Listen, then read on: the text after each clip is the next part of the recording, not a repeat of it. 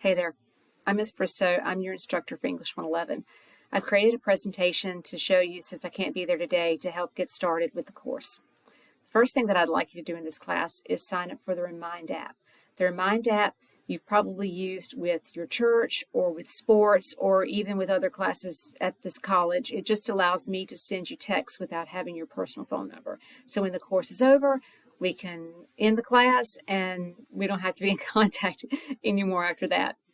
The next thing that I'm going to ask you to do is to do a name tent. And it has the usual things on there, your name. I've left a place for you to add the name that you may be called by if it's not the same name in self-service, like maybe you prefer your middle name. I'm asking you what your major is, your program of study here, and then what the career goal is that you have once you complete your certificate or degree at Nash. Then I'm asking you to tell me what is the last thing that you read that was like something published of some length. Okay, so don't put a menu, don't put an email. I'm looking for something that was published that was of some length that you read, like the title of a magazine article or an article on CNN or a book. So what was the last thing that you read? And also, like, how long ago was that you read something of any length? And then finally, some fact about you that is not obvious from seeing you, okay? So from looking at you. Like, for instance, it's obvious if you look at me that I'm short, okay? So don't put something that is obvious from looking at you. When I am present in class, I'm going to use the name tents to see if I can use the fact to figure out who is who in that course. Okay, so what is the class about? English 111 is a class that's designed to help you to read for research purposes, so read and understand for research purposes, and then also write effectively. So here we have think critically about what you read, express yourself in a variety of formats, locate, incorporate, and document sources, demonstrate awareness of purpose and audience, and then demonstrate command of the conventions of English. That's the grammar, the punctuation, all of that. What do you need for the class? You need the Seagull Handbook, which is the green version of the book. It's in the bookstore. We're working on getting codes for that if you already have a used copy of the book that you purchased for DRE. Also, you need the 12th edition of Rereading America. That's the black book. And you will need a notebook or a binder because we are going to be doing some things that require paper. We're going to do some worksheets. Here on this slide, I have the breakdown of how you will be graded. Okay, so how can I be successful in this class? The most important aspect of this class is that you come every day, that you're on time, and that you stay for the entire time. And if that is not possible with the timing of this class, which I hope it is because it coincides with the DRE class that you just took, but if it isn't, then you need to reconsider whether or not you can stay in the class because the attendance is super important. We're cramming a 16-week class into an 8-week class. So you'll notice that I have an attendance policy that gives you credit for arriving on time and staying the entire time because it is a 2-hour class. Next, I wanted to make you aware that because we meet every day, Monday through Wednesday, homework is always due the next day. If for some reason you're not in class on a given day, the homework is due the day that you come back. So there is no high school, what did I miss? Because everything is in Moodle and the expectation is that you're continuing to move along in the class every day that you're present or not present. Oh, and the final bit, that all work must be original. If you've taken English 111 before, you cannot resubmit work that you did from a previous class. We are looking for new learning in all of our courses, and so it's a policy across the whole English department for all of our courses that the work in that course must be original work. Next, I'm asking that you turn in all work in Moodle, not email. And I'm also asking that you be courteous with your cell phones and your laptops. Please keep them out of sight. Keep the laptop closed until we use it in class. And finally, I want to be sure that you are using our English Studio. It's convenient that our classroom is right by the English Studio. And there's another service called Smart Thinking that if you have never used before, I'm going to introduce you to in this course. And then it's a requirement. You should have been reminded in every class you've taken that you need to be checking your email and messages daily at Nash. Okay, I wanted to get started with class today by talking about the mindset that I hope you will have in this class, and that is the growth mindset. The idea that you are still capable of learning, that you're still capable of growing. My favorite phrase is not yet. So whatever it is that you can't do, add not yet to it. You can't do it yet. And that leads me to the next slide here. Here's a slide I made a few years ago describing what teachers might call weak readers.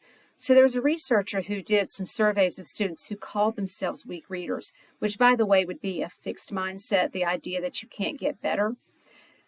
They describe weaker readers as readers who don't use context clues. They read past what they don't understand. They read too fast. They don't visualize the text when they read.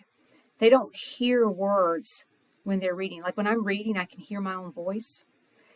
They don't make predictions when they're reading. They read all the material at the same speed. So whether it's easy or hard, their eyes are going across the text at the same speed. They don't set a purpose for their reading other than, I have to read this for an assignment. They don't reread to clarify meaning. They cannot state the main idea of a text. And the last one says they read to finish rather than to understand, to just get through it. When I taught high school, I used to tell students that if your eyes are moving across the page, but you're thinking about what's for dinner, you're not really reading, because you have to be thinking about what you're reading to be actually reading. So I would ask you, of these elements that are listed here, which of these cannot be changed? Are any of these things that you're born with? Because after all, you're not born knowing how to read. Are any of these things endemic? Let me show you the next slide. This slide shows what good readers, and notice how good is in quotation marks, because good readers don't just turn up out of the blue. Good readers are made, and that's why we need a growth mindset, because they're made. They stop and reread when they're confused. So people who seem like they're good readers, it's their behaviors that are making them better readers, not any innate intelligence that made them that way. They stop and use context clues when they don't understand the meaning of a word. They read for understanding. So if I'm reading something and I realize that I was daydreaming in the middle of the page, I have to go back and reread that page. They can summarize the main idea of what they read. Stopping and summarizing as you're reading helps to improve understanding of what you read. They read for meaning, not just to complete the task. So they're trying to understand what they read. They vary their reading speed depending on what it is that they are reading. And I have to tell you, in this life that we lead, I do a lot of skimming, but I also am aware when the skimming stops working. Like, wait a minute, I really don't know what to do here. Let me go back and read this again. They check their understanding. They ask, what did I just read? Do I understand what I read? Which is the experience that I just had today when I was reading how to use the inquisitive program through your textbook. I realized, wait, skimming is not going to work here. I need to go back and actually read it. That's what the hallmarks of good reading are. And they're not innate. They are not fixed. They are hallmarks of reading that anybody can do. Now let me show you the next slide. So why mention reading in a writing course? Here's why. Reading improves your awareness of how writing sounds.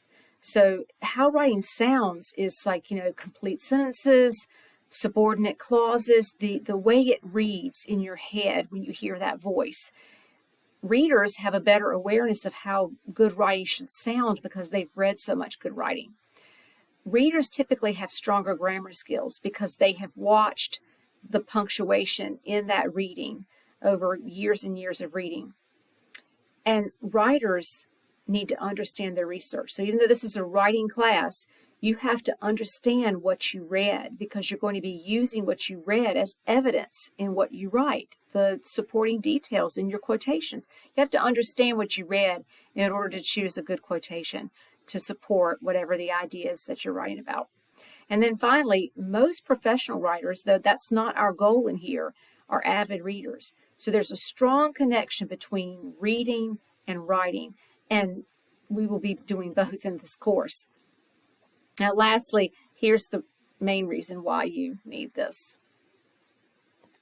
Because you have reading assignment. So first I'm going to ask you to read a chapter in the Seagull Handbook called Editing for the Errors That Matter. This chapter, I really have an affinity for this chapter because it kind of summarizes my experience as a high school English teacher. There were certain things that I said, okay, we can't know everything, but these are the things that you really need to learn for any kind of writing that you're going to do. You know, the email to the parent, the proposal for work. And then you're going to read something that's not about grammar. You're going to read an article from the Atlantic Monthly called Is Google Making Us Stupid? And I think that that's a worthwhile article for us to read because I don't know about you. I am Googling probably 10 times a day. A question comes up and I'm like, what about? And I Google it. All right, so that's your reading assignment for this class. You also have assignments to post your mini biography on Padlet, and also to log in and get started with this inquisitive software that's in Moodle. All right, I look forward to you signing up for Remind. When you sign up for Remind, I'll send you a message that says hello. All right, see you later.